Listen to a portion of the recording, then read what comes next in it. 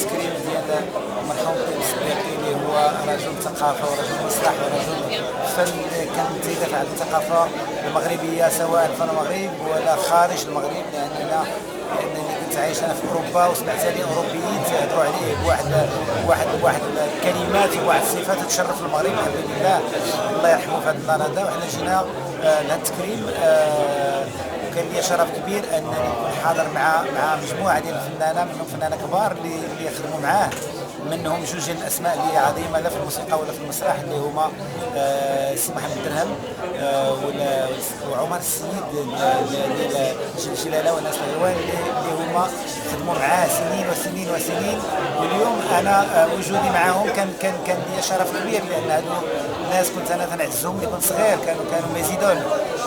واليوم دارت الدوره ولقيت راسي انا معاهم شخصيا، اذا كنت فرحان لواحد الدرجه ما تصورش. وثالث حاجه، اول مره تنعزف في المهرجان ديال الصويره، كنت نجي كزائر، ولكن هذه المره هذه كنت كموسيقي او عازف. هو العزف ديالي على البانجو كان من هذه السنين، ولاني ما بقيتش انا نعزف بزاف، لان كنت زادت شويه على العزف فوق الخشبه، لان انتقلت لواحد الدور اللي هو مخرج فني ديال الفن الحي، دونك الميتور اون سين دو سبيكتاكل فيفون.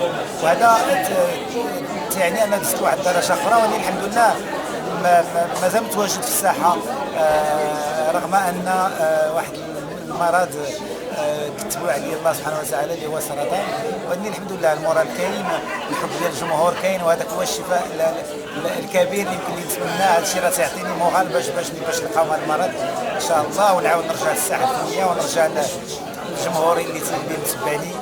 تنشكركم بزاف.